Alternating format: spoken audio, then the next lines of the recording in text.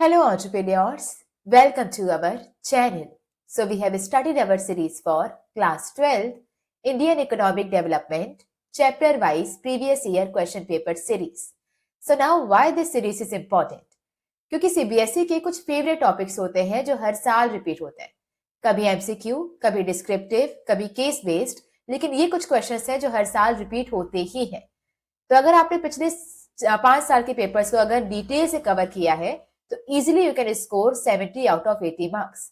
But the problem is Indian economic development के हमारे पास पिछले 5 साल के क्वेश्चंस अवेलेबल नहीं है.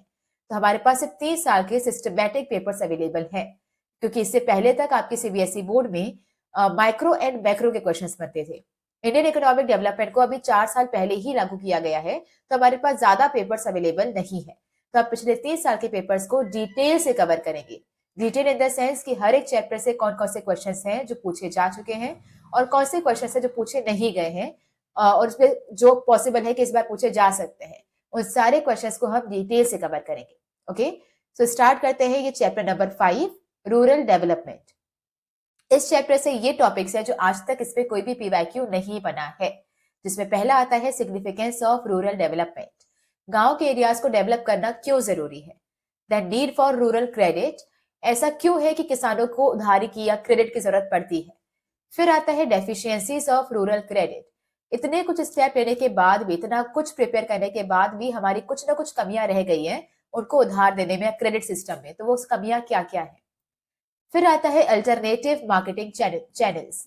अगर फार्मर्स को गवर्नमेंट के थ्रू बनाए गए मार्केट के थ्रू अपना सामान नहीं बेचना है तो उनके पास क्या क्या अल्टरनेटिव अवेलेबल है जिससे वो अपना सामान बेच सकते हैं. Then fisheries. हालांकि फिशरीज से एक क्वेश्चन एक बार बना था, लेकिन वो केस बेस्ड था. तो आपके सामने एक पैराग्राफ था और उसी पैराग्राफ से आपको सारे आंसर मिल जाते, तो अलग से इसमें से कोई क्वेश्चन नहीं पूछा गया है.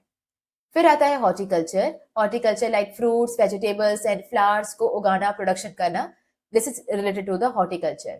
इसमें आपको बस ये याद रखना है कि हॉर्टिकल्चर की फील्ड में जो रिवॉल्यूशन आया था उसे अब कहते हैं गोल्डन रिवॉल्यूशन. ओके, एग्रीकल्चर मतलब फूड ग्रेन्स की फील्ड में ग्रीन रिवॉल्यूशन और मिल्क की फील्ड में व्हाइट रिवॉल्यूशन. तो हॉर्टिकल्चर में कौन सा आया था, गोल्डन रिवॉल्यूशन. फिर आता है problems of animal husbandry, fisheries and horticulture. And last RBI का role in the rural credit. तो ये सारे वो टॉपिक्स है जिससे आज तक कोई भी पीवाईक्यू नहीं बना है, लेकिन बन सकता है फिशरीज से या फिर हॉर्टिकल्चर से. ये आपके दो कुछ टॉपिक्स है जहां से पीवाईक्यू बनने के चांसेस इस बार हैं. लेकिन ये सारी सीरीज कंप्लीट करने के बाद चैप्टर वाइज, उसके बाद हम एक अलग से चैप्टर, एक अलग से लेक्चर बनाएंगे जिसमें हर एक चैप्टर के एक आध टॉपिक जो अभी तक नहीं पूछे गए हैं बट अब पूछने के चांसेस हैं, उसे एक साथ कवर करेंगे. तो आज हम स्टार्ट करते हैं सीधे वो टॉपिक्स जो अभी तक पूछे जा चुके हैं और कई बार रिपीट होते हैं. तो स्टार्ट करते हैं थोड़ा बेसिक से. What is rural development. तो rural development means the action plan for social and economic development of rural areas. तो गांव के इलाकों को socially as well as economically develop करने का जो ब्लूप्रिंट है या एक्शन प्लान है उसे हम कहते हैं रूरल डेवलपमेंट. कि किस तरीके से हम गांव के एरियाज को सोशली मतलब उनकी सोसाइटी को डेवलप करना, उनके कल्चर को डेवलप करना, और इकोनॉमिकली मतलब उनकी इनकम को इंक्रीज करना. तो ये आप कैसे कर सकते हैं, उसका ब्लूप्रिंट कहलाता है रूरल डेवलपमेंट. ना किसी भी एरियाज को डेवलप करने के लिए सबसे पहले जरूरी है कि आप उसके चैलेंजेस को एनालाइज करिए और उसे सॉल्व करने का ट्राई करो. तो सबसे पहले हम बात करते हैं रूरल चैलेंजेस की, जो कि दो पार्ट में डिवाइड है. पहली कैटेगरी है लिंगरिंग चैलेंजेस एंड दूसरी कैटेगरी है emerging challenges. Now lingering challenges कुछ ऐसे चैलेंज होते हैं जो सदियों से चलते आ रहे हैं. बहुत पुराने टाइम से ये फार्मर्स फेस किया करते थे और इवन आज भी ये प्रॉब्लम्स है जो फेस की जाती है इन रूरल एरियाज. जिसमें पहला आता है रूरल क्रेडिट. रूरल एरियाज में क्योंकि प्रॉपर बैंकिंग सिस्टम डेवलप नहीं होता है, वहां पे मनी लेंडर्स, लैंडलॉर्ड्स ये लोग ज्यादा काम करते हैं, तो उसकी वजह से उन्हें रूरल क्रेडिट लेने में, उधारी लेने में प्रॉब्लम जाती है. फिर आता है रूरल मार्केटिंग. गांव के एरियाज में जो सेकंड प्रॉब्लम है वो है मार्केटिंग. सामान प्रोड्यूस करने के बाद जब हमें सामान को बेचना होता है तो एक तो उस गांव में फेयर प्राइसेस मिलते नहीं है, और प्रॉपर ट्रांसपोर्टेशन अवेलेबल ना होने की वजह से हम किसी और एरियाज में जाकर भी उसे नहीं बेच पाते हैं. तो अपना सामान बनाया हुआ कैसे आप उसे मार्केट करोगे, कैसे आप उसे बेचोगे, इसकी प्रॉब्लम आज भी वो लोग फेस करते हैं. और ये नई प्रॉब्लम नहीं है, पुरानी प्रॉब्लम है, पर आज भी फेस की जाती है. फिर आता है दूसरी category, that is emerging challenges.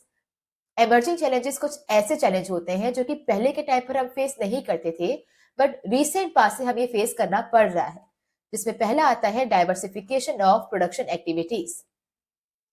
इसका मतलब ये है कि पहले के टाइम पे जब हम एग्रीकल्चर किया करते थे, तो हालांकि एग्रीकल्चर में 70% से ज्यादा पॉपुलेशन एंगेज हुआ करती थी, लेकिन हमें तब भी कोई प्रॉब्लम फेस नहीं करनी पड़ी थी, क्योंकि उसके कंपैरिजन में जीडीपी पे कंट्रीब्यूशन भी ज्यादा हो रहा था।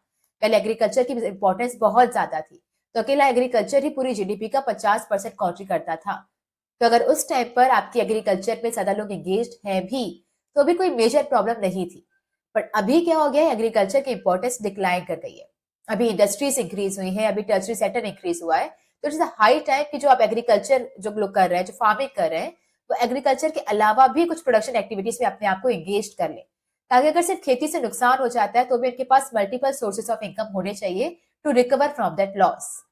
फिर आता है ऑर्गेनिक फार्मिंग। ग्रीन रिवॉल्यूशन में हमने कुछ केमिकल्स के यूज को इनकरेज किया था, जिससे शॉर्ट टर्म में बहुत अच्छा फायदा मिला था। हमारा जिस साल हमें ग्रीन रिवॉल्यूशन लाया था 1967-68, उसी साल हमारा जो क्रॉप प्रोडक्शन था वो 25% से बढ़ गया था, उसी साल, एक ही साल के अंदर।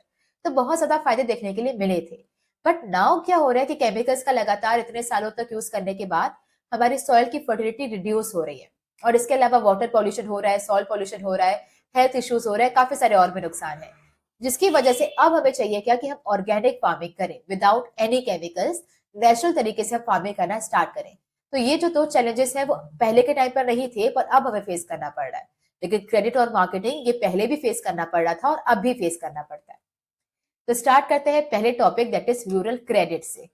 तो रूरल क्रेडिट में, एक सेकेंड, तो रूरल क्रेडिट में हालांकि काफी सारे टॉपिक्स थे, जैसे कि रूरल क्रेडिट के क्या क्या नीड्स हैं, कौन कौन से तरह का लोन उन्हें चाहिए होता है, क्यों चाहिए होता है, एक्सेट्रा। लेकिन जो क्वेश्चन पूछा गया है वो है सोर्सेस ऑफ रूरल क्रेडिट। तो उनके पास मेनली दो सोर्सेस होते हैं, एक इंस्टीट्यूशनल और एक नॉन इंस्टीट्यूशनल। इंस्टीट्यूशनल सोर्सेज का मतलब होता है ऐसे इंस्टीट्यूट जिसको स्पेशली बनाया गया है ताकि वो रूरल एरियाज में क्रेडिट सप्लाई कर सके, जैसे कोऑपरेटिव बैंक्स, जैसे commercial banks like SBI, Union Bank of India etcetera. Then regional rural banks, जो स्पेशली सिर्फ बैकवर्ड रीजन्स या फिर जो क्या बोलते हैं रिमोट रूरल एरियाज होते हैं, जो कि बहुत पिछड़े रह गए या बहुत साइडलाइन हो गए, वहां पर लोन प्रोवाइड करने का ट्राई करता है। और इसके अलावा हमारी गवर्नमेंट, एंड इसके अलावा नाबार्ड, हर तरीके का बैंक हमारे क्या होते हैं, इंस्टीट्यूशनल सोर्सेस। फिर आता है नॉन इंस्टीट्यूशनल सोर्सेस। ये कुछ ऐसे सोर्स हैं जो कि इंस्टीट्यूट्स नहीं है, जिसे इस पर्पज से नहीं बनाया गया था कि आप उनको उधारी दो, लेकिन तब भी ये कुछ ऐसे लोग हैं जिनके पास कुछ ज्यादा पैसा होता है, सरप्लस मनी होती है, तो उसे वो यूटिलाइज करते हैं फार्मर्स को लोन देने के लिए, लाइक लैंडलॉर्ड्स, जिसे हम जमींदार कहते हैं, विलेज ट्रेडर्स, गांव में जो बड़े बड़े व्यापारी होते हैं, जो कि बहुत रईस इंसान होते हैं, वो भी कभी उधारी देते हैं, और मनी लैंडर्स। इनसे पैसा लेने में प्रॉब्लम ये है कि जब ये लोन देते हैं तो ये कोई एसेट गिरवी नहीं रखते मोस्टली, लेकिन इंटरेस्ट रेट बहुत ज्यादा चार्ज करते हैं। इतना इंटरेस्ट रेट चार्ज करते हैं कि आप डेट ट्रैप पे फंस जाते हो। और डेट ट्रैप का मतलब क्या होता है कि आपने अगर एक लैंडलॉर्ड से पैसा लिया, उस पर इतना इंटरेस्ट लगता जाएगा कि आप उसको रीपे कर ही नहीं पाओगे, तो उस लोन को रीपे करने के लिए आपको दूसरा लोन लेना पड़ेगा। ओके, फिर जो आपने दूसरा लोन लिया है उसका इंटरेस्ट इतना बढ़ता जाएगा कि आप उसको पे कर ही नहीं पाओगे, तो उसको रीपे करने के लिए आप तीसरा लोन लोगे, तो पूरी जिंदगी भर आप लोन में ही फंसे रहोगे, आप इसे निकल ही नहीं पाओगे। तो इसे कहते हैं debt trap. Okay, advantages of rural credit. गांव के इलाकों में जब हमने रूरल क्रेडिट देने के लिए इंस्टीट्यूट्स बनाए थे, उसका क्या फायदा हुआ? तो पहला है 1969 में हमने जब से नेशनलाइजेशन किया हुआ है। नेशनलाइजेशन का मतलब क्या होता है कि पहले कुछ प्राइवेट बैंक्स थे जिसको सरकार ने कहा कि आपसे सारे बैंक सरकारी बैंक्स हैं, ओके, और उनको कुछ कंपनसेशन देकर उसे निकाल दिया। तो ये नेशनलाइजेशन करने से फायदा क्या हुआ? सोशल बैंकिंग स्टार्ट हो गई। सोशल बैंकिंग का मतलब क्या होता है? पहले हो रही थी इकोनॉमिक बैंकिंग। इकोनॉमिक बैंकिंग मतलब banking for the purpose of profit maximisation. तो पहले जो बैंक्स काम किया करती थी सिर्फ अपने फायदे के लिए, सिर्फ अपने प्रॉफिट के लिए काम करती थी, लेकिन अब क्या होने लगा है? Social banking. अभी सोशल बैंकिंग का मतलब होता है कि बैंकिंग का मेन पर्पस ये है कि सोशल वेलफेयर होना चाहिए, इसलिए कई बार सरकार राशनिंग भी लगाती है, ताकि अगर बड़ा कोई ट्रेडर अगर आपसे लोन लेने के लिए आए तो उससे मत दो, पर छोटे मोटे फार्मर्स आए, एमएसएमई आए, तो उनको पहले प्रायोरिटी दो। तो अब बैंकिंग का मेन पर्पस क्या हो गया है? Social welfare rather than profit maximisation. तो अब से सोशल बैंकिंग स्टार्ट हो चुकी है। फिर आता है 1982 में नाबार्ड बनाया गया था। नाबार्ड का फुल फॉर्म क्या होता है? National Bank for Agriculture and Rural development. तो National Bank for Agriculture and Rural Development. ये क्या करता है, जैसे सारे कमर्शियल बैंक्स के जो फादर हैं वो कौन है, आरबीआई, वैसे सारे रूरल क्रेडिट इंस्टीट्यूशन के जो फादर है या एपेक्स बॉडी है उसे कहते हैं नाबार्ड। तो सारी कमर्शियल बैंक को कौन कवर करता है, आरबीआई, लेकिन सारे रूरल क्रेडिट इंस्टीट्यूशन को कवर करने वाली बॉडी कौन सी है, नाबार्ड। तो इसके आने के बाद क्या हो गया है कि रूरल क्रेडिट और भी ज्यादा ऑर्गेनाइज्ड हो गया है। ऑर्गेनाइज होने का मतलब क्या है कि फॉर एग्जाम्पल पहले अगर एक गांव में अलग अलग बैंक्स काम किया करती थी, फॉर एग्जाम्पल कमर्शियल बैंक है, कोऑपरेटिव बैंक है, इसके अलावा रीजनल रूरल बैंक है, तो अगर एक फार्मर ने किसी एक बैंक से पैसा लिया है तो दूसरे बैंक को पता ही नहीं होगा कि इसके ऊपर ऑलरेडी कोई कर्जा है भी। तो हो सकता है कि एक लोन ना चुकाने के मतलब अभी तक आपने लोन लिया है उसे अभी तक चुकाया नहीं है और आप चले गए दूसरे बैंक से लोन लेने के लिए, अभी वो भी नहीं चुकाया, आप चले गए तीसरे बैंक के पास, तो आपने मल्टीपल उधारी ली हुई है और एक साथ सबका डिफॉल्ट कर दिया। तो इसके चांसेस होने के ज्यादा, ये कंडीशन होने के चांसेस ज्यादा होते थे। लेकिन जब से रूरल क्रेडिट ऑर्गेनाइज हुआ है अब सारे इंस्टीट्यूट आपस में कोऑर्डिनेटली काम करते हैं। तो सबको पता होता है कि अगर मैं किसी बैंक के पास जाऊं उधार लेने के लिए तो अब उन्हें पता है कि मेरे पास ऑलरेडी कौन कौन से बैंक का कितना उधार है और मैं क्या उसे टाइमली रीपे कर रही हूँ कि नहीं कर रही हूँ। तो इससे अब सारा सिस्टम कैसा हो चुका है, ऑर्गेनाइज्ड। फिर हम बात करते हैं तीसरा, liberating farmers from debt trap. अभी हमने बात की कि नॉन इंस्टीट्यूशंस की वजह से क्या हो रहा था, डेट ट्रैप होता फंसते जा रहे थे फार्मर्स, लेकिन अब फार्मर्स उससे आजाद होने लगे हैं। फिर आता है कमर्शियलाइजेशन ऑफ एग्रीकल्चर। इससे पहले जो फार्मर्स थे वो सबसिस्टेंस फार्मिंग करते थे। सबसिस्टेंस फार्मिंग का मतलब होता है कि वो सिर्फ उतना ही फसल उगा पाते थे जितना उनकी फैमिली की रिक्वायरमेंट के लिए जरूरी है, उनके पास कुछ भी एक्स्ट्रा सरप्लस बचता ही नहीं था जिसे वो मार्केट में बेचकर कुछ पैसा कमा पाए, तो इसे अब कहते हैं सबसिस्टेंस फार्मिंग। लेकिन अब क्या हुआ, जब फार्मर्स को क्रेडिट मिलने लग गया, उधारी मिलने लग गई, तो वो अपनी एग्रीकल्चर पे ज्यादा पैसा इन्वेस्ट कर सकते हैं। और जब आप इन्वेस्टमेंट करोगे तो आपका क्या होगा, आपकी जो प्रोडक्शन है वो बढ़ेगी। अब जब प्रोडक्शन बढ़ेगी तो आपके पास सरप्लस होगा कि उसमें से कुछ प्रोडक्शन आप अपने घर के लिए रखो और बाकी आप मार्केट में बेचकर कुछ पैसा अर्न कर पाओ। इसे अब कहते हैं commercialisation of agriculture. That means agriculture करना प्रॉफिट के लिए। तो पहले फार्मर्स खेती करते थे ताकि जो फूड ग्रेन्स है, व्हीट है, राइस है, मार्केट से खरीदना नहीं पड़े, कम से कम जो फैमिली की रिक्वायरमेंट्स है वो खुद की खेत फसल पे, खुद की खेत पर उग जाए। लेकिन अब क्या करते हैं, अब वो उगाने के बाद उसे अपनी फैमिली सप्लाई के लिए अलग रखने के बाद भी उनके पास कुछ एक्स्ट्रा सरप्लस बचता है जिसे मार्केट में बेचकर वो पैसा कमा सकते हैं। इसे कहते हैं commercialisation of agriculture. The next topic is micro credit programs and self help groups. Now micro credit programs का मतलब होता है कि इंडिविजुअल्स को स्मॉल लोन्स प्रोवाइड करना ताकि वो अपना सेल्फ एम्प्लॉयमेंट स्टार्ट कर सके या फिर अपनी छोटी इंटरप्राइजेस को बना सके। तो अगर फार्मिंग से हटकर किसी को अगर अपना खुद का बिजनेस स्टार्ट करना है तो वो माइक्रो क्रेडिट प्रोग्राम्स के अंदर छोटे छोटे लोन्स ले सकते हैं। नाउ ये एक इनफॉर्मल क्रेडिट सिस्टम है, इसका मतलब ये है कि ये बैंक्स नहीं है, ये बैंक्स के अलावा एक इनफॉर्मल सिस्टम है जो कि बिना कोई एसेट गिरवी रखे आपको लोन प्रोवाइड करती है, बट वो अमाउंट छोटा रहेगा। फिर आता है self help group. Micro credit programme अलग अलग कंट्री में अलग अलग नाम से काम करते हैं। हमारी कंट्री में ये माइक्रो क्रेडिट प्रोग्राम जिस नाम से फेमस है उसका नाम क्या है, self help group. Self help group, SHG। Okay, तो ये कुछ प्रोग्राम है जो हमारे कंट्री में काम कर रहे हैं। इसका मेन पर्पस क्या होता है, ये सेविंग हैबिट प्रमोट करता है अमंग द इंडिविजुअल्स। तो अगर आप इस ग्रुप का पार्ट हैं तो हर महीने अपनी इनकम में से कुछ पार्ट आप यहाँ पे सेव करोगे एंड इन फ्यूचर अगर आपको कभी भी उधारी की जरूरत पड़ी तो यही सेल्फ हेल्प ग्रुप आपको पैसा उधार पे देगा विदाउट एनी कोलेटरल, कोई भी एसेट गिरवी रखवाए बिना ही आपको यहाँ से लोन मिल जाएगा। अभी प्रेजेंटली हमारी कंट्री में 50 लाख से ज्यादा सेल्फ हेल्प ग्रुप हैं जिसमें 6 करोड़ से ज्यादा फीमेल मेंबर्स हैं। ओके, तो मतलब हमारे यहाँ पे जो सेल्फ हेल्प ग्रुप है ये मोस्टली किसमें चलता है, फीमेल्स में, तो ये विमेन इसके ज्यादा मेंबर्स होते हैं देन द मेल्स। फिर बढ़ते हैं आगे, role of self help group और role of micro credit programmes. इसका रोल क्या होता है, तो इसको आप याद रख सकते हो विद द ट्रिक, फिर वो पॉइंट ऑफ व्यू, फिर वो point of view. Now FI से क्या हो जाएगा, financial inclusion. Self help group क्या करते हैं, ये सेविंग हैबिट प्रमोट करते हैं अमंग द रूरल पीपल ताकि आप हर महीने की जो इनकम है उसमें से कुछ पार्ट आप सेव करो और उसके बाद जब भी आपको पैसा चाहिए होगा वो आपको वो पैसा उधार पे देंगे with the low interest rate, ताकि आप आपके घर पे कुछ एजुकेशन करना है या फिर हेल्थ सर्विसेज देनी है, कोई इमरजेंसी आ गई है तो आप उसको इजिली मीट कर सकते हो। फिर आता है वो से, R से हो जाएगा risk sharing and social security. जब भी कोई रिस्क होता है, कोई नेचुरल डिजास्टर आ गया या फिर कोई फाइनेंशियल इमरजेंसी आ गई, फ्लड आ गया, ड्रॉट आ गया, कोई भी ऐसी प्रॉब्लम है तो सेल्फ हेल्प ग्रुप के जो मेंबर्स हैं वो एक दूसरे की हेल्प करते हैं। फिर आता है वो से, women empowerment. Mostly self help group में विमेन मेंबर्स होते हैं, जिनसे क्या होता है उसका जो कॉन्फिडेंस लेवल है वो बूस्ट करता है, उनके अंदर एक लीडरशिप क्वालिटी डेवलप करती है और एंटरप्रेन्योरशिप स्किल्स डेवलप करती है। फिर आता है पीओवी, पॉइंट ऑफ व्यू से हो जाएगा क्या, पॉवर्टी। जब आपके पास सेल्फ हेल्प ग्रुप जो है वो आपको स्मॉल लोन्स प्रोवाइड करते हैं ताकि आप सेल्फ एम्प्लॉयमेंट कर सको, तो यहाँ से क्या डेवलप करती है, एंटरप्रेन्योरशिप या एंटरप्रेन्योर्स यहाँ से डेवलप करते हैं, जिसकी वजह से क्या होता है कि उनके पास एग्रीकल्चर के अलावा भी मल्टीपल सोर्सेस ऑफ इनकम होते हैं। और मल्टीपल सोर्सेस ऑफ इनकम का मतलब क्या होता है कि पहले के कंपैरिजन में आपकी अर्निंग अब बढ़ेगी, और जब अर्निंग बढ़ेगी तो आपकी पॉवर्टी रिड्यूस होने लगेगी, तो पॉवर्टी चले जाएगी। तो इसके 4 बेनिफिट्स क्या थे, फिर वो पॉइंट ऑफ व्यू, एफआई से हो जाएगा फाइनेंशियल इंक्लूजन, आर से रिस्क शेयरिंग, वो से विमेन एम्पावरमेंट, और पॉइंट ऑफ व्यू से हो जाएगा पॉवर्टी।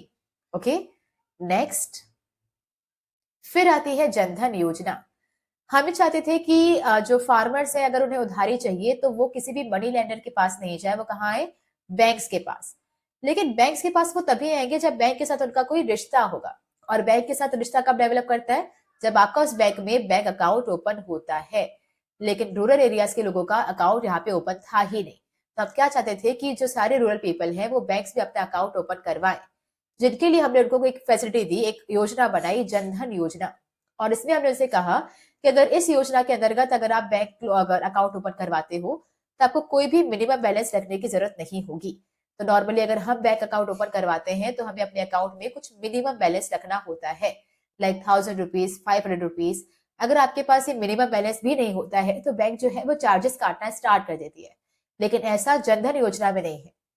जनधन योजना के अंदर अगर आपने कोई भी बैंक अकाउंट ओपन करवाया है तो उसमें कोई भी मिनिमम बैलेंस रखने की जरूरत नहीं है। इसके अलावा 10,000 तक की ओवरड्राफ्ट फैसिलिटी भी आपको मिलती है।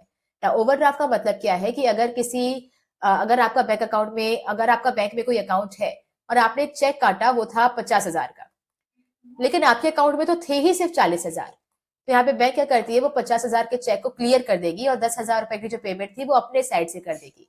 तो ये जो बैलेंस 10,000 है ये आपके लिए कर्जा हो जाएगा बैंक की तरफ से। तो ये अमाउंट आपको बैंक को चुकाना रहेगा कुछ दिनों के अंदर। इसे हम कहते हैं ओवरड्राफ्ट फैसिलिटी, कि आप अपने बैंक से उतनी पेमेंट कर सकते हो जितना आपके पास पैसा है ही नहीं।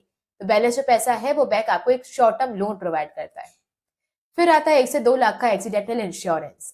अकाउंट ओपन करवाने के 1 साल के अंदर अंदर अगर आपका कोई भी एक्सीडेंट हो जाता है, भगवान नहीं करे, लेकिन अगर हो जाता है तो आपको 1 से 2 लाख का एक्सीडेंटल क्लेम भी मिलता है सिर्फ ये अकाउंट ओपन करवाने से।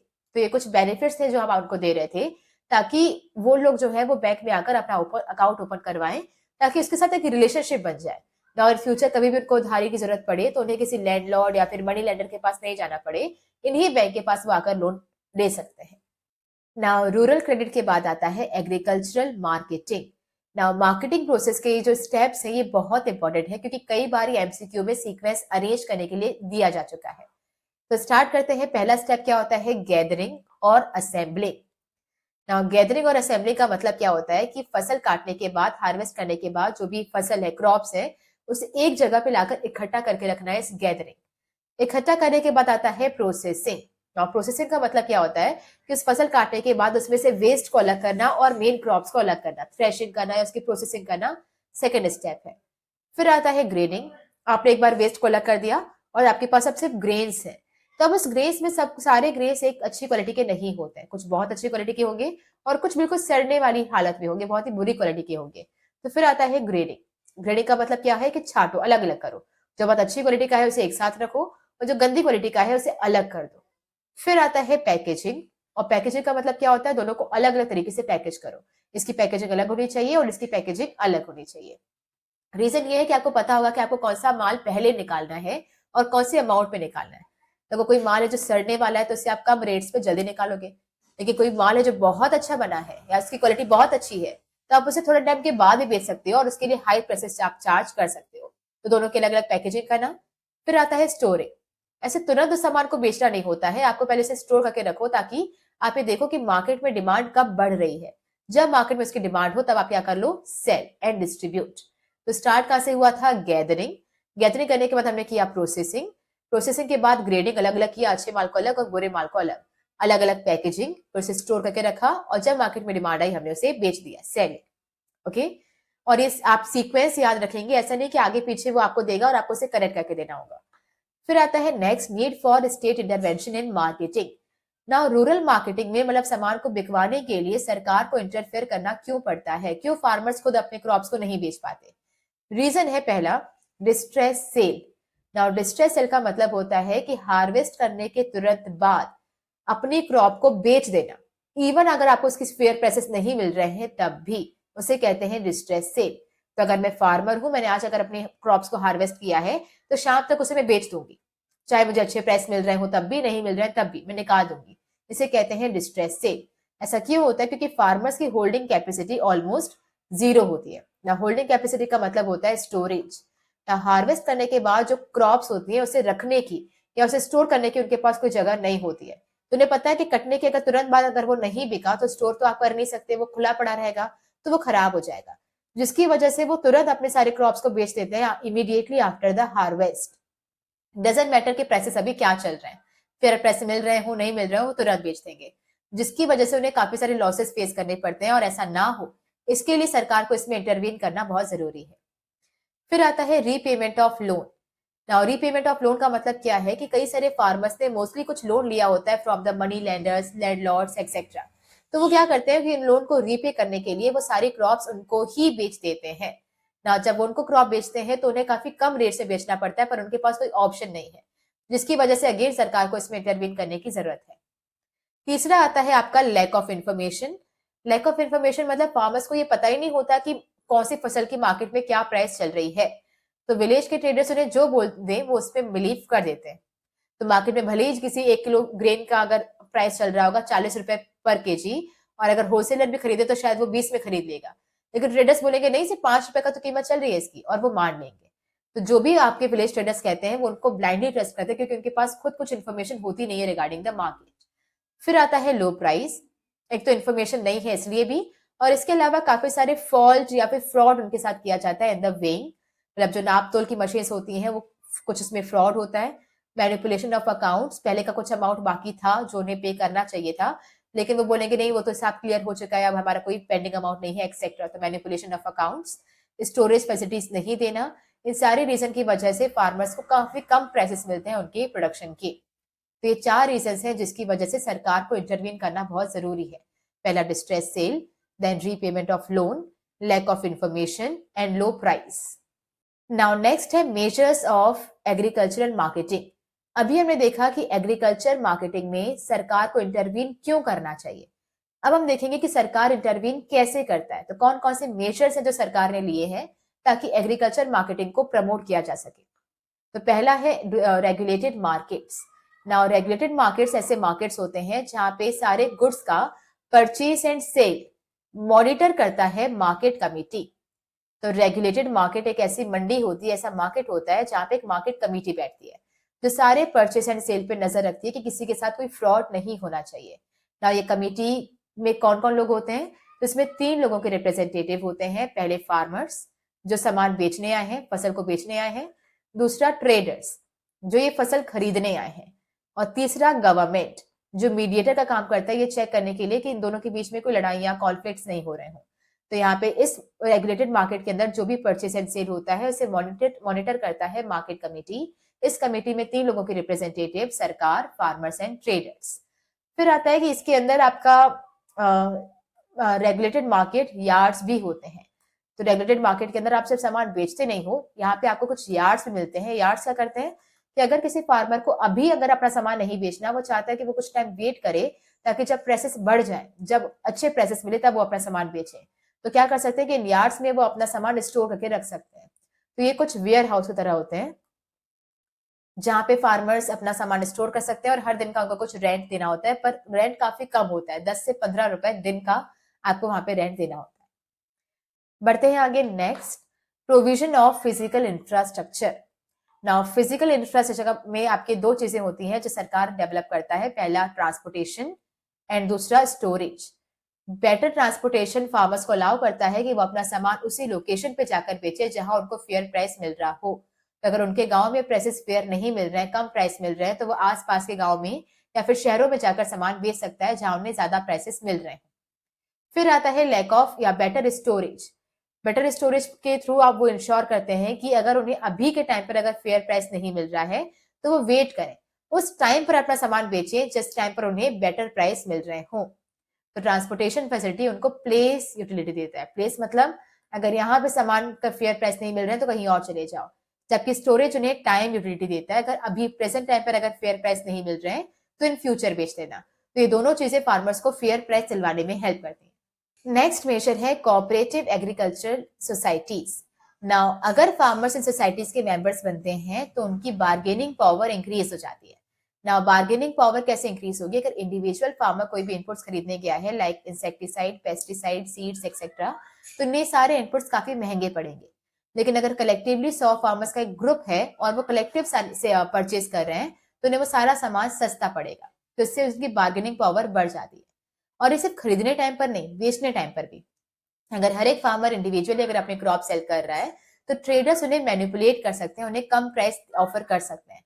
लेकिन अगर सारे फार्मर्स का एक ग्रुप बन जाए और वो डिसाइड कर ले कि अगर बेचेंगे तो 20 रुपए किलो में ही बेचेंगे फॉर एग्जाम्पल, इससे कम में कोई भी नहीं बेचेगा, तो अब यहाँ पे क्या होगा कि ट्रेडर्स को उनके सामने झुकना पड़ेगा और उन्हें फेयर प्राइस ऑफर करने ही पड़ेंगे। तो इससे उनकी बार्गेनिंग पावर इंक्रीज हो जाती है at the time of purchase as well as at the time of sale. फिर आता है इसके एग्जाम्पल क्या है, तो मिल्क कोऑपरेटिव्स इन गुजरात। तो कोऑपरेटिव सोसाइटी में जो सबसे फेमस एग्जाम्पल है वो क्या है? Milk cooperative. क्या नाम है उसका? अमूल। ओके, अगर आपको नहीं पता हो तो अमूल एक कोऑपरेटिव है और काफी फेमस है। इनका उन्होंने भी सेम आइडिया अप्रोच किया था कि हर एक इंडिविजुअल अगर डेयरी मैन अगर अपना मिल्क बेचने चाहेगा तो उन्हें कम प्राइसेस मिलेंगे। तो सबने अपना मिल्क रिसोर्सेज पूल किया और उसके बाद उन्होंने कलेक्टिव सेल किया तो उनको ज्यादा प्राइसेस मिलने लगे। फिर आता है आपका मिल्क कोऑपरेटिव से हर एक कोऑपरेटिव की वैसे तो काफी एडवांटेजेस हैं, पर कुछ शॉर्ट कमिंग्स भी हैं, कुछ कमियां भी हैं। पहली कमी क्या है? Poor coordination. और ये वाला स्पेशली आपका टॉपिक पूछा गया है 2 बार आपके पीवाईक्यूज में। तो पहला रीजन क्या है? Poor coordination between the marketing and processing cooperatives. ना मार्केटिंग एंड प्रोसेसिंग का मतलब क्या होता है? 2 तरह की कोऑपरेटिव सोसाइटी होती है। पहली प्रोसेसिंग, जिसके अंदर सारे फार्मर्स मिलकर खेती करते हैं, मतलब सारे लोग अपने जो इनपुट्स हैं फर्टिलाइजर, इंसेक्टिसाइड, सीड्स वगैरह और जमीन भी मिलाकर एक साथ उसमें कलेक्टिव प्रोडक्शन करते हैं। दूसरी होती है मार्केटिंग कोऑपरेटिव्स। इसमें सारे फार्मर्स अपनी खेती अलग अलग करते हैं, लेकिन जब फसल उगेगी तो सब फसल को एक साथ एक जगह पर वो बेचेंगे, तो इसे कहते हैं मार्केटिंग कोऑपरेटिव। तो अगर सब लोग मिलकर खेती कर रहे हैं तो वो प्रोसेसिंग है, लेकिन खेती अलग अलग करने के बाद जो भी प्रोडक्शन हुआ उसे एक साथ लाकर बेच रहे हैं तो वो क्या हो जाएगा? Marketing cooperative. और दोनों के बीच में एक लिंक होना चाहिए था, जो लिंक नहीं है, तो कोऑर्डिनेशन इनके बीच में नहीं होता, तो काफी सारे टाइम क्लैशेस होते हैं। फिर आता है नेक्स्ट फाइनेंशियल मैनेजमेंट। जब आप किसी कोऑपरेटिव के मेंबर बनना चाहते हो तो उसकी कोई मिनिमम मेंबरशिप फीस नहीं होती है। मेंबरशिप फीस का मतलब क्या है कि अगर आपके पास गिनती के सिर्फ 100 रुपए भी है ना, तो आप 100 रुपए देकर भी आप इसके मेंबर बन सकते हो, जिसकी वजह से कोई भी पर्सन इसमें ज्यादा इन्वेस्टमेंट करता ही नहीं है। तो कोऑपरेटिव सोसाइटीज के पास जो फंडिंग होती है, फाइनेंस होता है, वो काफी कम होता है, जिसकी वजह से उन्हें फाइनेंशियल मैनेजमेंट करने में काफी सारी प्रॉब्लम फेस करनी पड़ती है। फिर आता है नेक्स्ट फोर्थ, पॉलिसी इंस्ट्रूमेंट्स। उन्हें रेगुलेटेड मार्केट दे दिए, उनकी कोऑपरेटिव सोसाइटीज डेवलप कर दी, इसके अलावा इंफ्रास्ट्रक्चर भी दे दिया, स्टोरेज एंड वेयर हाउसिंग, सब कुछ देने के बाद भी अगर अब भी फार्मर्स को उनका फेयर प्राइस नहीं मिल पा रहा है तो लास्ट है पॉलिसी इंस्ट्रूमेंट। इसमें पहला क्या है? Minimum support price. अब सरकार डिक्लेयर कर देती है कि इतना कुछ करने के बाद भी अगर किसी फार्मर को फेयर प्राइस नहीं मिल रहा है तो एक मिनिमम सपोर्ट प्राइस हमने डिसाइड की है, for example 10 rupees per KG. तो इस पे सारा सामान आप अभी बेच दो। तो अगर आपको इतना प्राइस नहीं मिल पा रहा है तो एट लास्ट आपके पास ऑप्शन क्या है? सरकार, कि अपना सारा सामान आप सरकार को बेच सकते हो at the minimum support price. ये एमएसपी की प्राइस क्या होगी सरकार डिसाइड करता है और ऑलमोस्ट हर साल इसको अपडेट करता है। ओके, फिर आता है मेंटेनेंस ऑफ बफर स्टॉक। सरकार ये सारा सामान खरीद कर इसका करेगी क्या? तो इसका वो मेंटेन करती है बफर स्टॉक। कौन मेंटेन करता है? तो food corporation of India. Buffer stock का मतलब क्या होता है? गोडाउन या एक वेयर हाउस टाइप का होता है जहाँ पे वो सारा सामान स्टोर करके रखते हैं, ताकि इन फ्यूचर जब भी कोई कैलेमिटी आ जाए या फिर बिलो पॉवर्टी लाइन लोगों को अगर हमें अनाज देना हो तो इस बफर स्टॉक का सामान यूज करके वो पब्लिक डिस्ट्रीब्यूशन सिस्टम के अंदर सारा सामान डिस्ट्रीब्यूट कर देगी। तो पहले वो मिनिमम सपोर्ट प्राइस पे सामान खरीदेगी, उसे स्टोर करके रखेगी in the buffer stock, and in future जब भी कोई गरीब लोगों को अनाज बांटना रहेगा तो इसी स्टॉक का यूज करके वो पीडीएस सिस्टम के थ्रू ये सारा सामान रिलीज कर देगी। पीडीएस मतलब पब्लिक डिस्ट्रीब्यूशन सिस्टम, जिसके थ्रू हर एक राशन शॉप तक ये सामान पहुंचाया जाता है और वहां पे बिलो पॉवर्टी लाइन लोगों को ये सामान सस्ते में बांट दिया जाता है। फिर आते हैं नेक्स्ट, अभी तक 2 चैलेंजेस कंप्लीट हो चुके हैं, एक रूरल क्रेडिट और दूसरा रूरल मार्केटिंग। तीसरा जो कि एमर्जिंग चैलेंज था वो था agricultural diversification and market risk.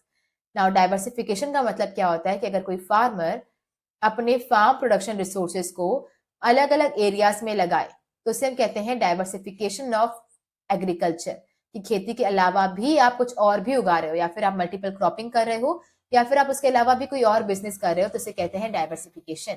Now diversification 2 तरीके से होता है। पहला तरीका है crop production, diversification of crop production. इसके अंदर farmer instead of producing one specified crop they produce multi crops या दे डू मल्टी क्रॉपिंग।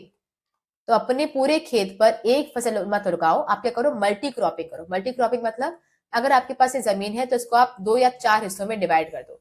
यहाँ पे वीट प्रोड्यूस कर लो, यहाँ पे राइस, यहाँ पर फॉर एग्जाम्पल शुगर केन, और यहाँ पर कुछ और कर लो, लाइक क्या रह गया, पल्सेस उगा लो। ओके, तो इससे क्या होगा कि फॉर एग्जाम्पल जब आप इसको हार्वेस्ट करोगे तो उस टाइम पे अगर आपको वीट के प्राइस अगर नहीं मिल पाए, अच्छे वीट के प्राइस अगर गिर भी गए, तो भी आपके पास बाकी 3 फसलें रहेंगी जिसको आप बेचकर ज्यादा पैसा कमा सकते हो। तो instead of producing one single crop do multi cropping, इसे हम कहते हैं डाइवर्सिफिकेशन ऑफ क्रॉप प्रोडक्शन। दूसरा डाइवर्सिफिकेशन होता है डाइवर्सिफिकेशन ऑफ प्रोडक्शन एक्टिविटी और एम्प्लॉयमेंट। इसका मतलब है कि सिर्फ खेती मत करो, सिर्फ क्रॉप मत प्रोड्यूस करो, क्रॉप के अलावा भी कुछ और एम्प्लॉयमेंट में अपने आप को एंगेज कर लो, like animal husbandry, like fisheries, like horticulture. यहाँ पे क्या होता है कि आपके पास जो जमीन है उसको आप 2 हिस्सों में बांट दो।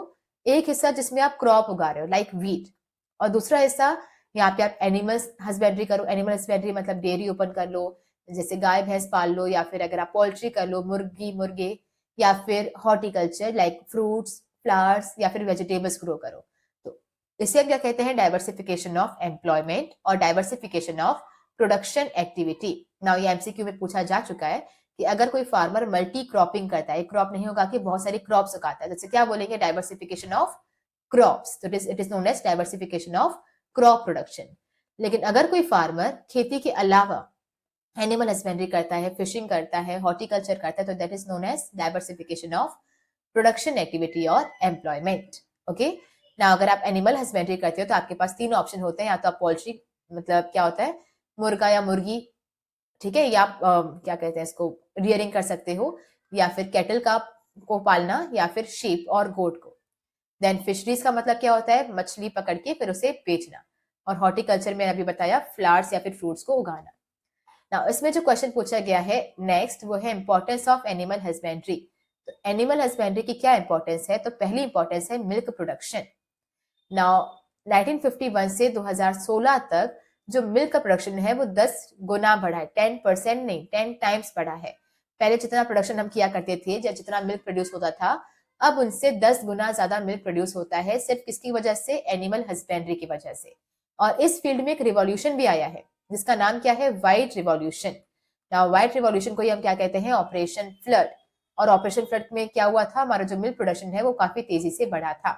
अगेन इसका एग्जांपल क्या है, अमूल, जो कहाँ पे फेमस है, गुजरात में। फिर हम बात करते हैं दूसरा, source of income and livelihood. Animal husbandry अगर आप करते हो तो इससे आपकी सप्लीमेंट्री इनकम जनरेट होती है।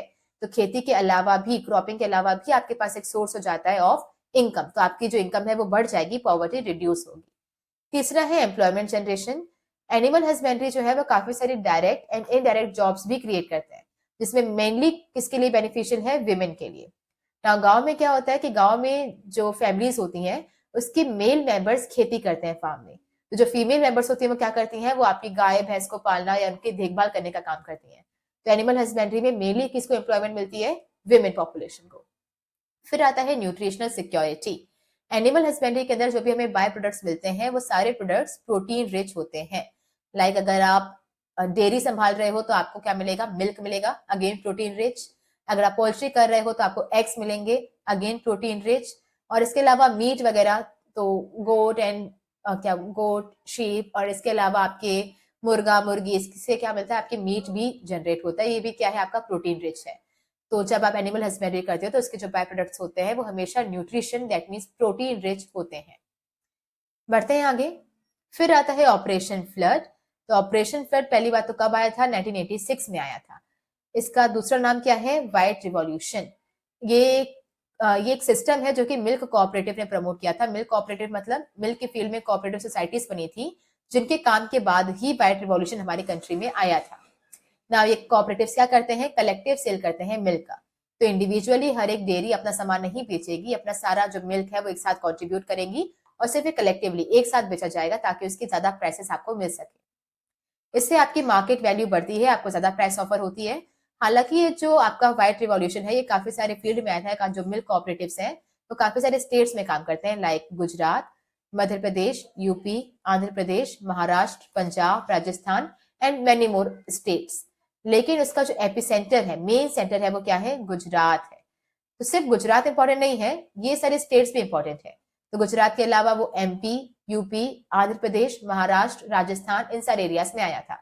अगर आपको इंडिया का मैप पता हो तो प्रॉब्लम नहीं जाएगी। ये हमारा गुजरात है, गुजरात से यहाँ लगा हुआ महाराष्ट्र है, यहाँ पे एमपी है, यहाँ पे यूपी है, यहाँ पे नीचे आंध्र प्रदेश है, यहाँ राजस्थान है, यहाँ पंजाब है। तो जो आसपास के लगे हुए स्टेट्स है, यहाँ पर ही आपके जो मिल्क कोऑपरेटिव है वो ज्यादा फेमस थे। इससे आपको फार्मिंग के अलावा भी नॉन फार्म एरिया से इनकम जनरेशन होती है। वही मतलब हुआ कि एग्रीकल्चर के अलावा भी आपके पास मल्टीपल सोर्सेस होते हैं इनकम के लिए। फिर आता है आपका IT as an option of livelihood in rural areas. IT का मतलब होता है इंफॉर्मेशन एंड टेक्नोलॉजी। अगर आप गांव के इलाकों में आईटी मतलब इंफॉर्मेशन एंड टेक्नोलॉजी या फिर इन शॉर्ट कहें कि इंटरनेट का यूज करते हो, उससे भी कुछ जॉब क्रिएशन होती है। कैसे? तो अभी हमारी जो इंडिया है वो नॉलेज इकोनॉमी बनने जा रही है। नॉलेज इकोनॉमी का मतलब क्या होता है? ऐसी इकोनॉमी जिसकी जीडीपी में ह्यूमन कैपिटल का ज्यादा कंट्रीब्यूशन हो rather than the physical capital. Now physical capital का मतलब होता है आपकी land, building, plant, machinery, furniture, ये सब। तो इसे हम कहते हैं फिजिकल कैपिटल। जबकि ह्यूमन कैपिटल का मतलब होता है आपकी स्किल्स, आपकी इंटेलिजेंस, आपकी एक्सपर्टीज। तो जब इंसान की एक्सपर्टीज या उसकी स्किल्स आपकी जीडीपी को ज्यादा कंट्रीब्यूट कर रही हो rather than plant and machineries, तो उस इकोनॉमी को हम कहते हैं कि वो क्या बनने जा रही है? एक नॉलेज इकोनॉमी। और ऐसी इकोनॉमी में आईटी सेक्टर का बहुत ही बड़ा इंपॉर्टेंस होता है। Now how? क्योंकि आईटी सेक्टर मेनली यहाँ पे अगर गांव के एरियाज में देखें तो दो लोगों की हेल्प करेगा, फार्मर्स की और सरकार की। फार्मर्स की वो हेल्प करता है तीन चीजों को प्रिडिक्ट करने में। पहला है प्राइसेस। तो वो खेती करने से पहले ये देख सकते हैं आईटी के थ्रू कि कौन सी क्रॉप की क्या प्राइसेस रहने वाली है इन फ्यूचर। तो इन फ्यूचर वीट की प्राइसेस बढ़ेंगी कि राइस की कि पल्सेस की। तो उस हिसाब से वो डिसाइड कर सकते हैं कि उन्हें कौन सी चीज की खेती करनी है। फिर आता है प्रिडिक्ट द वेदर। उन्हें एडवांस से पता चल सकता है कि कहाँ पे ज्यादा बारिश आने वाली है, कब सूखा पड़ने वाला है, तो उसके हिसाब से वो अपने क्रॉप को प्रोटेक्ट करके रख सकते हैं। फिर आता है प्रिडिक्ट द सॉइल। अब हर एक सॉइल में सारी क्रॉप्स एक जितनी एफिशिएंटली नहीं प्रोड्यूस हो पाती है। तो कुछ क्रॉप में अगर आप राइस उगाओगे तो बहुत एफिशिएंट होगा, कहीं पर राइस बिल्कुल नहीं उग सकते, वहां पे वीट ज्यादा उगेगा। जैसे कुछ क्रॉप को कुछ क्रॉप्स ऐसी होती है जिनको पानी ज्यादा चाहिए होता है, फॉर एग्जाम्पल राइस। तो ऐसी क्रॉप्स को आप क्या कर सकते हो? राजस्थान जैसे एरियाज में आप नहीं उगा सकते। लेकिन कुछ क्रॉप्स को पानी बहुत कम चाहिए, लाइक द पल्सेस, तो उनको आप कहीं पर भी उगा सकते हो। तो आपको ये देखना पड़ेगा कि कौन सी सॉइल में कौन सी क्रॉप उगाना ज्यादा एफिशिएंट रहेगा। तो इससे आप क्या कर सकते हो? सॉइल को भी प्रिडिक्ट कर सकते हो कि कहाँ पर कौन सी सॉइल पर हम कौन सी क्रॉप को उगाएं। फिर आता है सरकार की भी हेल्प करता है to predict the food insecurity. तो सरकार को ये पता चल सकता है कि कौन से एरिया में कहाँ पर सूखा पड़ने वाला है, कहाँ पे फ्लड आने वाली है, तो कहाँ पे खाने की कमियां होंगी, ताकि वो बाकी स्टेट से सारा सामान वहां तक पहुंचा सके। तो फॉर एग्जाम्पल आईटी के थ्रू ने पता चल गया कि इस बार जो कर्नाटका में उतनी अच्छी फसल नहीं होने वाली है, तो फसल खराब होने वाली है। तो वो क्या कर सकते हैं? बाकी सारे स्टेट से जो सामान है या जो फूड ग्रेन्स है वो यहाँ तक एडवांस में ही सप्लाई कर सकते हैं, ताकि यहाँ के जो पॉपुलेशन है उन्हें प्रॉब्लम फेस ना करनी पड़े। फिर आता है प्रिडिक्ट द वल्नरेबिलिटी। ना जब भी फूड इनसिक्योरिटी होती है तो सारे सेक्शंस को प्रॉब्लम नहीं जाती है। जैसे रिचर सेक्शन, अगर मान लो कोई फसल खराब हो भी गई, अब जो फसल है वो उसकी सप्लाई कम हो गई है तो प्राइसेस बढ़ जाएंगी। तो फॉर एग्जाम्पल 200 रुपए किलो भी अगर टमाटर हो चुके हैं तो रईस लोगों को प्रॉब्लम नहीं जाएगी, वो तब भी खरीद लेंगे। पर प्रॉब्लम किसे जाएगी? मिडिल क्लास को या फिर पुअर फैमिलीज को। तो कौन इसकी वजह से ज्यादा वल्नरेबल है वो भी आप सरकार को पता चल सकेगा, और उनके लिए वो फ्री में या फिर सब्सिडाइज रेट पर फूड ग्रेन्स प्रोवाइड कर सकती है। तो आईटी सेक्टर फार्मर्स की हेल्प करता है to predict the prices, to predict the weather, to predict the soil. उसके बाद सरकार की हेल्प करेगा कि कहाँ पे फूड इनसिक्योरिटी आने वाली है और कहाँ पे वल्नरेबिलिटी ज्यादा होगी। फिर आता है नेक्स्ट ऑर्गेनिक फार्मिंग। ना ऑर्गेनिक फार्मिंग हमारा लास्ट चैलेंज है, और इसका मतलब क्या होता है? It is a system of farming that restores, maintains और इनहेंसेस इकोलॉजिकल बैलेंस। रीस्टोर का मतलब होता है कि केमिकल्स को यूज करने की वजह से आपकी जो सॉइल की फर्टिलिटी ऑलरेडी ऐसी तैसी उसकी हो चुकी है, खराब हो चुकी है, उसे आप किस तरीके से दोबारा से रीस्टोर करोगे। फिर आता है मेंटेन। रीस्टोर करने के बाद उसकी क्वालिटी को अच्छे बनाए रखना ताकि वो दोबारा गिरे नहीं। और फिर आता है इनहेंस, उसे और भी इंप्रूव करना विथ टाइम। तो केमिकल्स की वजह से ऑलरेडी जो नुकसान हो चुका है उसे आप कैसे रिकवर करोगे, उसे रीस्टोर करने में हेल्प करता है, देन उसे मेंटेन करने में हेल्प करता है, देन उसे और भी इनहेंस करने में हेल्प करता है ऑर्गेनिक फार्मिंग। ना ऑर्गेनिक फार्मिंग का ये जो डेफिनेशन है ये आपके एमसीक्यू से भी पूछी जा चुकी है। तो dash system restores, maintains and enhances ecological balance. तो डैश में क्या आएगा, ऑर्गेनिक फार्मिंग। फिर आता है डिस्कार्डिंग द केमिकल फर्टिलाइजर्स। ना ये क्या करती है, ये आपके सारे केमिकल्स के यूज को डिस्कार्ड करती है या बैन करती है। यहाँ पे कोई भी केमिकल्स को यूज नहीं किया जाएगा। इसका मेन फोकस क्या होता है, soil health rather than plant health. तो हम सिर्फ ये सोचते हैं कि इस बार जो फसल हो वो बहुत अच्छी हो, हम ये सोचते हैं कि हमारी जो सॉइल है उसकी हेल्थ इंप्रूव हो जाए।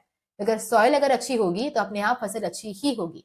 तो ये सिर्फ प्लांट की हेल्थ पे फोकस नहीं करता, ये पूरी सॉइल की हेल्थ पे फोकस करता है। अभी हमारी कंट्री में जितना भी फूड ग्रेन्स प्रोड्यूस होते हैं उसमें से 10% ऑर्गेनिक फार्मिंग के थ्रू होते हैं। इसके अलावा हमारा जो अभी तक 10% मतलब एक काफी अच्छा परसेंटेज है जो कि ऑर्गेनिक फार्मिंग के अंदर आ चुका है। इसके अलावा इसे और प्रमोट करने के लिए हमने जो रिटेल चेन्स है या सुपर मार्केट्स हैं उनको हमने ग्रीन स्टेटस देना शुरू कर दिया है, ताकि अगर आप ऑर्गेनिक फार्मिंग के थ्रू प्रोड्यूस किए गए क्रॉप्स बेच रहे हो तो आपको ग्रीन स्टेटस मिलेगा। ग्रीन स्टेटस देने का मतलब ये है कि उन्हें प्रमोशन मिलेगा ताकि वो और भी ज्यादा ऑर्गेनिक फार्मिंग को बेच सके, या फिर लोग उनको देखकर कुछ सीखें या वो भी ऑर्गेनिक फार्मिंग के प्रोडक्शन को बेचना स्टार्ट कर दें। Okay, then last, why organic farming. So these are the benefits of organic farming and these are the limitations of organic farming. Limitation से क्वेश्चन डायरेक्टली पूछा गया है, बेनिफिट से इनडायरेक्टली पूछा गया है, बट दैट डजंट मीन कि important नहीं है। पहले कुछ एमसीक्यू टाइप के क्वेश्चंस बने थे, अब डिस्क्रिप्टिव या केस बेस्ड बन सकते हैं इससे। तो स्टार्ट करते हैं। बेनिफिट्स की ट्रिक हो जाएगी हेल्दियर साइड। नाउ हेल्दियर से हो जाएगा healthier and tastier food. Organic farming से अगर आप प्रोडक्शन कर रहे हो तो प्रोडक्ट ज्यादा हेल्दी भी होगा और टेस्टी भी ज्यादा होगा। देन ऐसे हो जाएगा सस्टेन सॉइल फर्टिलिटी। केमिकल्स के यूज करने की वजह से आपकी शॉर्ट टर्म प्रोडक्शन बढ़ती तो है, बट लॉन्ग टर्म में सॉइल की फर्टिलिटी खराब होती जाती है, जबकि ऑर्गेनिक फार्मिंग से ऐसा नहीं होता। लंबे टाइम तक आपकी सॉइल की फर्टिलिटी इनहेंस रहती है। फिर आता है आई से inexpensive technology for small and marginal farmers.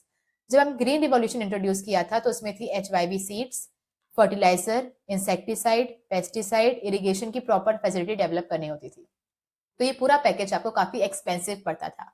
Rich farmers इसको अफोर्ड कर पाते थे, पुअर एंड मार्जिनल फार्मर्स इसको अफोर्ड नहीं कर पाते थे।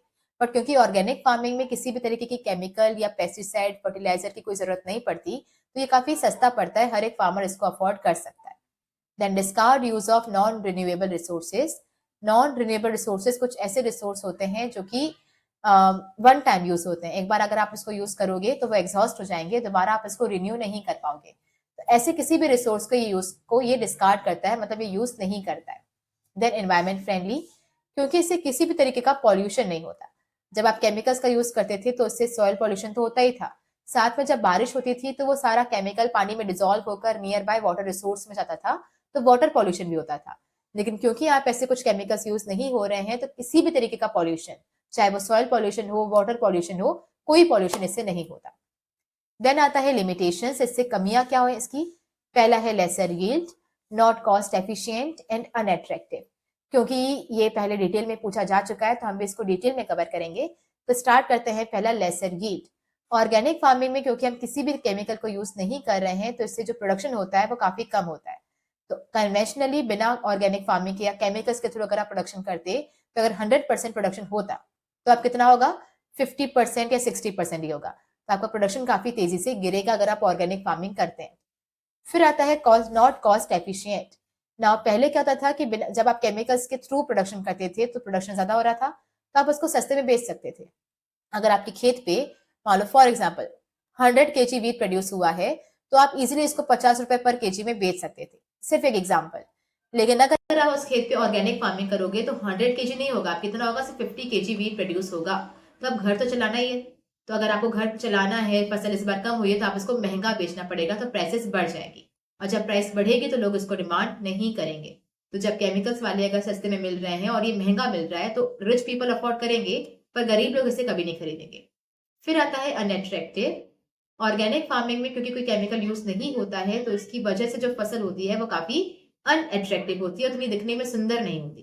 तो अगर आप टमाटर खरीदने जा रहे हो केमिकल्स वाले, तो वो प्रॉपर शेप में भी होंगे और प्रॉपर रेड कलर होगा उसका, तो वो दिखने में सुंदर लगेंगे।